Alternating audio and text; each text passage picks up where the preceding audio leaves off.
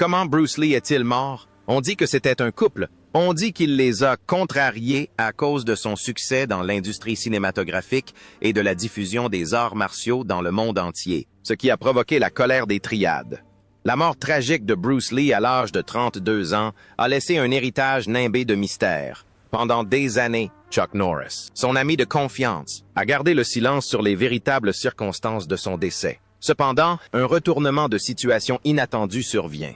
Norris vient de faire une révélation qui remet en question toutes nos certitudes.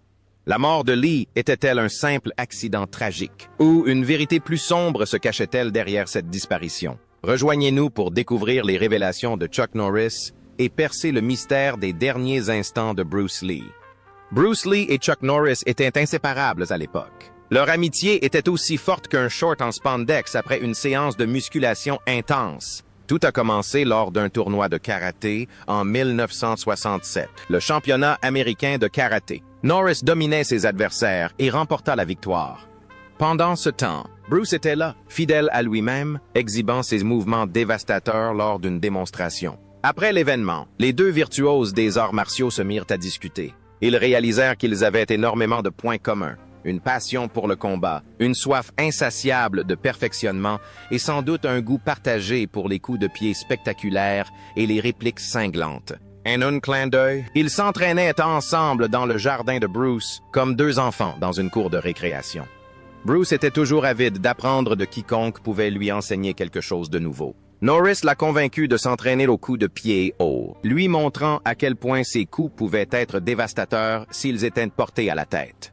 Bruce avait toujours pensé que donner des coups de pied au-dessus de la ceinture était à proscrire, mais le vieux Chuck lui fit changer d'avis. En 6 mois, les coups de pied hauts de Bruce étaient plus tranchants qu'un sabre de samouraï. En retour, Norris était sidéré par la vitesse fulgurante de Bruce, sa puissance dévastatrice, et toute la philosophie qui sous-tendait son style unique de Jeet Kune Do.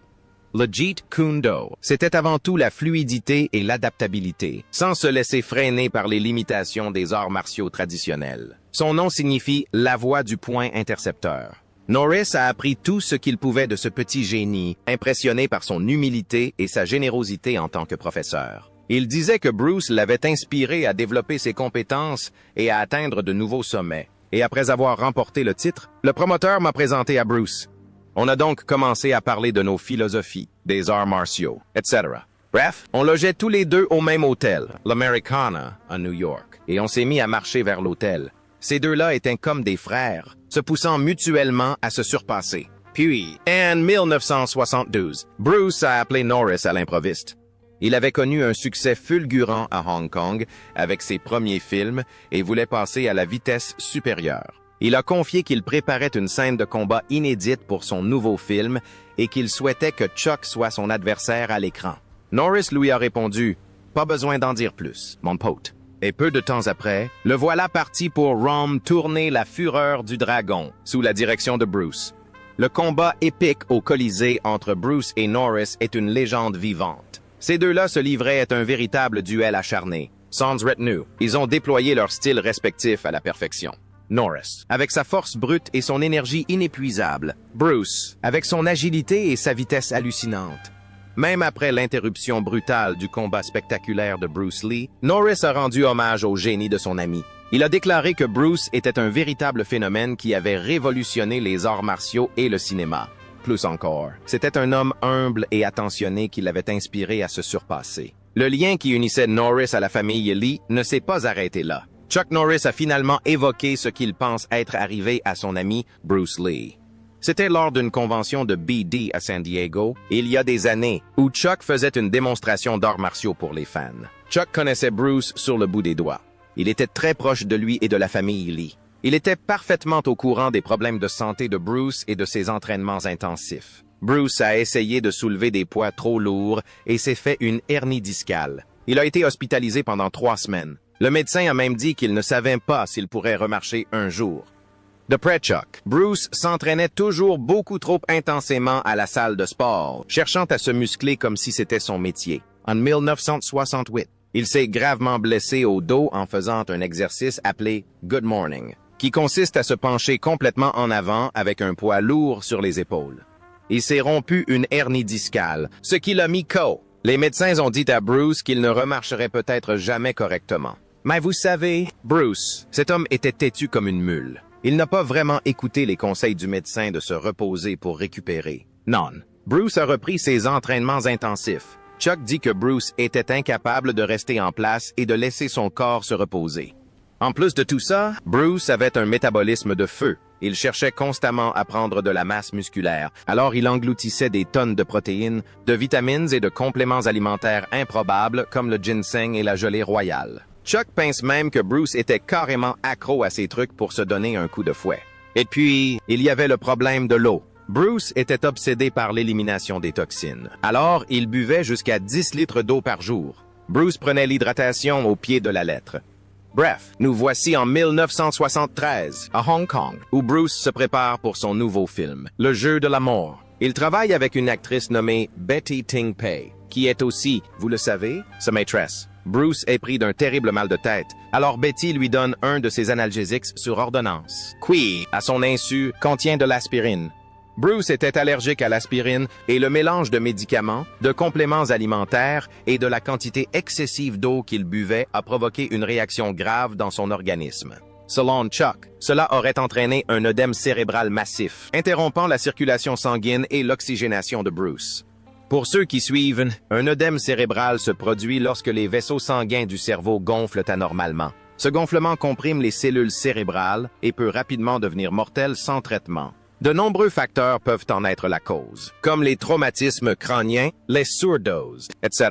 D'après Chuck, Bruce s'est simplement allongé pour faire une sieste sur le lit de Betty après avoir pris ce comprimé et ne s'est jamais réveillé. L'œdème l'a tué sur le coup. C'est une théorie glaçante venant de quelqu'un d'aussi proche de Bruce. Bien sûr, tout le monde ne croit pas à la version de Chuck. Toutes sortes d'autres théories ont circulé concernant la mort de Bruce. Un empoisonnement par la mafia de Hong Kong. Une malédiction familiale ancestrale. Vous voyez le genre. Selon cette théorie, Bruce Lee n'aurait pas été victime d'un accident bizarre ou d'un problème de santé. Non, il aurait été purement et simplement assassiné par les Triades, ce dangereux syndicat du crime chinois qui sévissait à Hong Kong à l'époque. Pourquoi les Triades auraient-elles voulu la mort de Bruce Lee, vous demandez-vous? Eh bien, il existe plusieurs raisons possibles pour lesquelles ces mafieux peu scrupuleux en voulaient au petit dragon. D'abord, Bruce a révolutionné le cinéma par sa représentation des arts martiaux chinois. Il s'affranchissait des règles et des principes traditionnels, rejetant les conventions et créant son propre style novateur de Jeet Kune Do.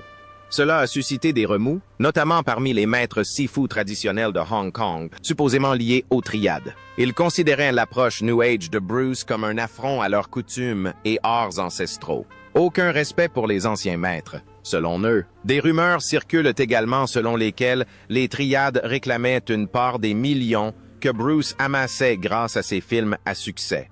Il a refusé de payer leurs frais exorbitants, et la bande de criminels a décidé qu'il leur était plus utile. Une autre hypothèse est que Bruce se soit mêlé à des voyous. Mesdames, c'était un vrai tombeur, ça ne fait aucun doute. Et la rumeur court qu'il avait une liaison avec une actrice affiliée aux Triades nommée Betty Ting. Peut-être que certains hommes, jaloux de la réussite de Bruce, ont voulu se venger.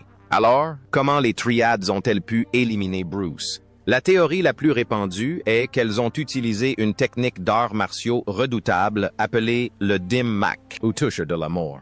Il s'agit de frapper les points de pression vitaux de son adversaire d'une certaine manière afin de lui infliger des dommages internes ou de le mettre hors d'état de nuire. Les Triades auraient pu engager ou faire pression sur un ancien élève ou rival de Bruce maîtrisant le Dim Mak pour qu'il utilise le Toucher Mortel sur lui.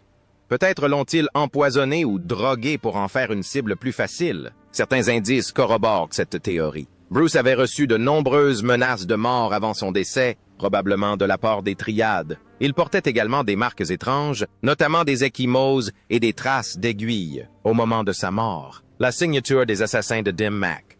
De plus, l'entourage de Bruce a été frappé par une série de morts et de disparitions suspectes après son décès, comme si les Triades cherchaient à éliminer toute personne en possession de renseignements sur leur implication dans l'assassinat de Bruce Lee. Que l'on adhère ou non à cette théorie, elle reste l'une des explications les plus dramatiques et sensationnelles de la disparition prématurée de Bruce à seulement 32 ans. Vous avez entendu parler de la malédiction des Kennedy, n'est-ce pas? Eh bien, la famille Lee aurait-elle aussi été victime d'une étrange malédiction surnaturelle qui les aurait poursuivis pendant des générations. Une véritable malédiction qui aurait causé la mort prématurée des membres masculins, souvent dans des circonstances violentes ou bizarres. Les légendes de la malédiction de la famille Lee remontent à la Chine féodale, époque où les Lee comptaient parmi leurs ancêtres des généraux tristement célèbres, connus pour leurs frasques. La version la plus répandue raconte que la malédiction proviendrait d'un sorcier vengeur qui aurait jeté un sortilège sur un général nommé Li Yuan sous la dynastie Tang. Ce général Li Yuan était un homme inflexible et impitoyable qui a trahi les rebelles pour protéger le pouvoir de l'empereur. Mais ce que faisant, il s'est attiré l'inimitié d'un puissant sorcier, allié aux rebelles. Sur son lit de mort, le sorcier a juré que la lignée de Li Yuan serait à jamais maudite et que nul homme ne vivrait au-delà de 33 ans. Effrayant, n'est-ce pas? Eh bien, ce n'est pas tout. D'aucuns affirment que la malédiction remonte en réalité au général Li Sun sous la dynastie Song. Ce dernier aurait trahi son empereur en s'alliant aux Mongols envahisseurs. En guise de vengeance, le magicien royal aurait condamné les descendants de Li Sun à périr par le feu ou le métal. Que l'on croit ou non à ces légendes, force est de constater la longue série de tragédies prématurées qui ont frappé la famille Lee. Les parents de Bruce étaient absolument convaincus de la véracité de la malédiction après la perte de leur premier-né, décédé en bas âge dans des circonstances mystérieuses. Pour protéger Bruce, qu'ils surnommaient Petit Phénix, ils l'habillaient en fille et lui ont percé les oreilles dès sa naissance. L'idée était de le déguiser en femme pour tromper les mauvais esprits qui traquaient les hommes Lee. Ils étaient terrifiés par cette prétendue malédiction. Même le vrai nom de Bruce, Jun Fan, qui signifie « revenir », était à proscrire. Ses parents étaient horrifiés à l'idée que prononcer ces mots reviendrait à attirer la malédiction et à leur enlever leur fils pour de bon. En grandissant, Bruce vivait dans l'inquiétude, ses parents consultant des voyants pour connaître son destin. Ces derniers prédisaient à Bruce une grandeur et une gloire phénoménales, mais aussi une vie courte et éprouvante, pleine de dangers. Merci. De toute évidence, la malédiction planait sur tout. On imagine aisément à quel point elle paraissait convaincante lorsque Bruce décéda tragiquement à l'âge de 32 ans, un an seulement avant d'atteindre le seuil maudit, les 33 ans.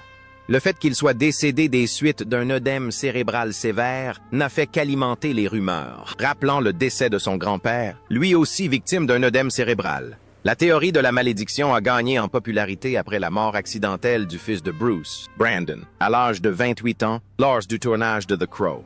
Que l'on croit ou non au surnaturel, le nombre de coïncidences étranges et tragiques qui entourent la famille Lehman est pour le moins stupéfiant. On comprend aisément pourquoi certains y voient l'œuvre d'une ancienne malédiction familiale. Prenons par exemple les circonstances du décès de Bruce. Le 20 juillet 1973, il est mort le jour le plus chaud de l'année, par une chaleur étouffante de 34 degrés Celsius. Il y a plus encore, il est décédé l'année et à l'heure précise du dragon, qui se trouve être le signe astrologique de Bruce. Un peu troublant, non? L'épouse de Bruce, Linda, était-elle aussi absolument convaincue que son mari avait eu une inexplicable prémonition de sa mort imminente. Elle affirmait qu'il avait fait un rêve terrifiant quelques jours auparavant, où il avait entrevu sa fin. Bruce aurait confié cette vision troublante à Linda avec une certitude sombre. S'ajoute à cela toute cette histoire de présence démoniaque qui a alimenté les soupçons les plus sombres.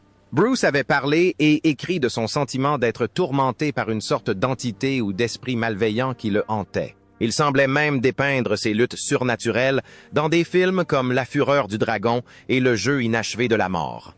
Par exemple, la scène iconique du miroir dans La Fureur du Dragon montrait Bruce exécutant des mouvements intenses, presque paranormaux, devant un décor psychédélique. La rumeur court qu'il s'entraînait symboliquement et luttait contre le démon qui, selon lui, le poursuivait. Alors, quand on considère tous ces éléments troublants, l'âge du décès, les dates et heures symboliques, les métaphores à l'écran, les visions prophétiques, on comprend aisément pourquoi la théorie de la malédiction a pris une telle ampleur. La disparition tragique et soudaine de Bruce semblait confirmer tous ces mauvais présages. Bien sûr, la supposée malédiction familiale prit une tournure explosive lorsque le fils de Bruce, Brandon, suivit les traces de son père bien trop tôt. Les rumeurs de malédiction ont atteint leur paroxysme après la mort tragique de Brandon, tué par un tir accidentel d'armes factices sur le tournage de The Crow en 1993, à seulement 28 ans. Les similitudes étaient tout simplement trop troublantes pour être ignorées. Tel père, tel fils. Bruce et Brandon avaient tous deux connu une mort violente et absurde, liée aux armes à feu, lors du tournage de scènes d'action. Quelle était la probabilité d'un tel événement? Comble de l'ironie. Brandon est décédé quelques jours seulement avant la sortie en salle du biopic Dragon, traçant l'histoire de Bruce Lee. Irony du sort. Ce film contenait une scène cruciale où Bruce luttait contre une véritable entité surnaturelle qui le menaçait, lui et son fils. Face à ces destins défiant toute logique, on comprend que certains soupçonnent des forces obscures et mystiques. Les coïncidences entourant leur disparition semblaient presque orchestrées par une force supérieure cruelle. Ainsi, bien que la malédiction de la famille Lee demeure une légende ancrée dans le folklore ancien, on comprend aisément pourquoi elle exerce une influence si tenace et obsédante sur le tragique héritage des Lee. Pour les croyants, cette prétendue malédiction générationnelle plane constamment sur la lignée familiale, une ombre qui ne sera peut-être jamais véritablement dissipée. Revenons sur le tragique accident qui a coûté la vie à Brandon Lee, fils unique de Bruce et héritier présomptif de l'incroyable héritage de son père. Restez connectés. Le drame semble être une affaire de famille. Bruce Lee, star de cinéma, est mort jeune et est devenu une légende. Aujourd'hui, son fils Brandon a lui aussi disparu, mortellement blessé sur le tournage d'un film. Nous sommes le 31 mars 1993 et Brandon, âgé de 28 ans, travaille d'arrache-pied sur le plateau de The Crow, un film sombre, inspiré des comics, racontant l'histoire d'un homme assassiné qui acquiert des pouvoirs surnaturels pour venger sa propre mort et celle de sa fiancée. Un film qui s'éloigne des arts martiaux traditionnels, certes intense, mais profondément ancré dans l'univers sombre et métaphysique exploré par son père légendaire en fin de carrière. Quoi qu'il en soit, Brandon s'est investi corps et âme dans ce projet ténébreux et atmosphérique. En tant qu'acteur principal et immense fan de Bruce Lee, il était déterminé à honorer l'esprit indomptable de son père et son engagement envers des scènes d'action authentiques. Pas question de faire les choses à moitié. Lors du tournage de ce qui semblait être une simple scène de fusillade, le personnage de Brandon est assassiné par deux malfrats, Mize. Dans un de ces moments tragiques plus incroyables que la fiction, le pistolet factice, censé être chargé à blanc, ne l'était pas. Une cartouche factice s'était détachée et était restée coincée dans le canon comme une balle. Lorsque la cartouche à blanc a été tirée sur Brandon, le projectile factice a jailli comme une vraie balle, le frappant à l'abdomen et réduisant ses organes internes en charpie. La douleur a dû être atroce, comparable à l'explosion d'une grenade qui vous arrache les intestins. Lorsque les collègues de Brandon ont compris l'horreur de la situation, le plateau faiblement éclairé n'était plus qu'un cauchemar fumant et ensanglanté.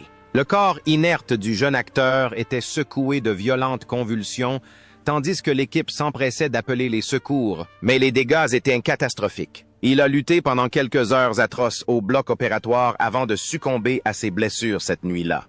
Je ne peux qu'imaginer la douleur et le traumatisme insoutenable qu'ont dû endurer les proches de Brandon face à cette situation odieuse et d'une violence absurde. Sommaire. Sa fiancée et ses amis les plus proches ont dû être anéantis. Frappés par l'ironie cruelle et tragique de voir la vie de Lee fauchée en plein vol sur ce même plateau de tournage où son père avait jadis régné. Pour Shannon, la sœur de Brandon, la tragédie a ravivé de douloureux souvenirs d'enfance. Ils avaient tous deux idolâtré Bruce à un point tel que sa disparition les avait profondément marqués. Des décennies plus tard, Shannon était contrainte de revivre ce traumatisme en enterrant un autre membre de sa famille. Vous savez, il a eu un impact immense sur le monde. Impossible d'aller où que ce soit sans que personne ne le connaisse. Et Chuck Norris, l'ancien beau-frère et mentor de Brandon en arts martiaux, il était anéanti. Lors des funérailles de Brandon, il a confié avec gravité avoir perdu deux fils, Bruce et son fils unique, dans un drame terrible. La douleur se lisait sur le visage buriné de Norris et ses yeux rougis. Bien sûr, une bataille juridique inévitablement sordide allait encore aggraver la situation pour déterminer les responsabilités dans la mort de Brandon. Lanceurs d'alerte, accusations mutuelles et plaintes pour négligence fusaient de toutes parts. Pendant ce temps, les proches endeuillés tentaient tant bien que mal d'accepter l'inimaginable. Au-delà de toutes ces conséquences déprimantes, le plus triste est sans doute la fin brutale et pourtant si prometteuse de l'ascension de Brandon. À 28 ans, ce talentueux artiste martial et acteur semblait plus que capable de prendre la relève de son père et de perfectionner encore son art. Avent the Crow. Brandon s'était forgé une filmographie impressionnante de films de série B solides, démontrant son intensité caractéristique et son talent indéniable. De l'anticonformiste Rapid Fire à des films plus explosifs comme Showdown in Little Tokyo, il a toujours exercé une présence magnétique et s'est toujours investi pleinement dans son jeu. Après sa disparition tragique, il est devenu évident que Brandon Lee était enfin prêt à s'épanouir pleinement sur scène, à s'affirmer comme un artiste à part entière, loin de l'ombre imposante de Bruce. Hélas, le monde ne saura jamais jusqu'où il aurait pu aller. C'est encore douloureux de penser à tout ce potentiel gâché. Une icône des arts martiaux de la deuxième génération a disparu en un claquement de doigts. Une autre flamme trop vive s'est éteinte brutalement avant l'heure, hantant la dynastie Lee, jadis si prestigieuse. Voici une histoire vraie et inspirante, celle d'une rencontre fortuite qui a tout changé. Poursuivez votre lecture pour découvrir comment un simple coup de pied de Bruce Lee a bouleversé à jamais le destin de Jackie Chan. Pour le jeune Jackie Chan, simple cascadeur au visage encore juvénile, c'était un jour comme les autres sur un plateau de tournage. Il cherchait à se faire un nom dans le monde impitoyable du cinéma d'action hongkongais. Il était loin de se douter que cette journée en apparence ordinaire allait bouleverser sa vie à jamais. Chan travaillait comme cascadeur sur le tournage d'Opération Dragon, le film qui allait faire de Bruce Lee une icône mondiale. À l'époque, Bruce était la plus grande star des films d'arts martiaux, un pionnier qui repoussait les limites grâce à son mélange de combats palpitants et de talent d'acteur. Pour un cascadeur débutant comme Chan, Bruce était une légende vivante. Tandis que l'équipe préparait une scène de combat intense, Jackie ressentait l'électricité et l'intensité du projet. Ça allait être énorme. Bruce Lee n'a eu recours à aucun trucage. Tous ses mouvements étaient bruts et authentiques. Quand les caméras tournaient, c'était comme assister à un déluge de coups de poing et de pieds. La chorégraphie des combats était impeccable. Un ballet brutal qui laissait les cascadeurs à bout de souffle. Et c'est là que tout a basculé. Un faux mouvement, une fraction de seconde d'inattention, et avant même que Chan ne s'en rende compte, il encaissait un véritable coup de pied de Bruce Lee. Pas une simple tape, non, un coup de toute sa force qui a fait vibrer le corps de Jackie jusqu'au cou. Alors qu'il s'écroulait au sol, Jackie était sous le choc. Bruce Lee venait de l'envoyer valser.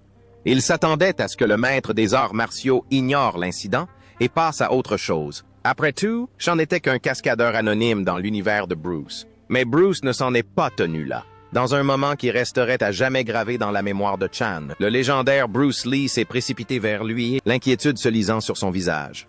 Lee aida Jackie à se relever, s'excusant 1000 fois et vérifiant si le coup de pied l'avait gravement blessé. Pour un jeune cascadeur qui idolâtrait Bruce, ces simples gestes de gentillesse et d'humilité fut un véritable choc. Soudain, mes yeux étaient tout noirs parce qu'il m'avait donné un coup de bâton en plein sur la tête. Voilà la plus grande star des arts martiaux au monde, traitant un cascadeur inconnu avec une immense bienveillance et un profond respect. Cela allait à l'encontre de l'image du dur à cuire, de la réputation sans concession que les acteurs avaient souvent. Dès ce jour, Jackie porta un regard nouveau sur Bruce. Certes, c'était un artiste martial et une star de cinéma exceptionnelle. Mais surtout, c'était un homme humble et attentionné qui appréciait ceux qui l'aidaient à créer son art.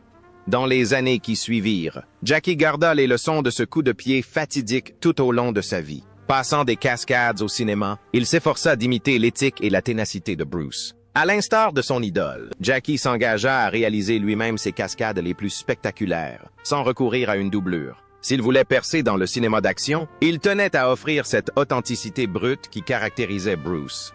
Pas de mise en scène devant les caméras. Si vous voyiez des coups de pied et des acrobaties à l'écran, vous pouviez être absolument certain que c'était bien Jackie qui se donnait à fond. Les similitudes ne s'arrêtaient pas là. Chan a également suivi l'exemple de Bruce en insufflant humour et charisme à ses films d'action. Il savait que, aussi spectaculaires que soient les combats, il fallait aussi une présence magnétique à l'écran pour captiver le public.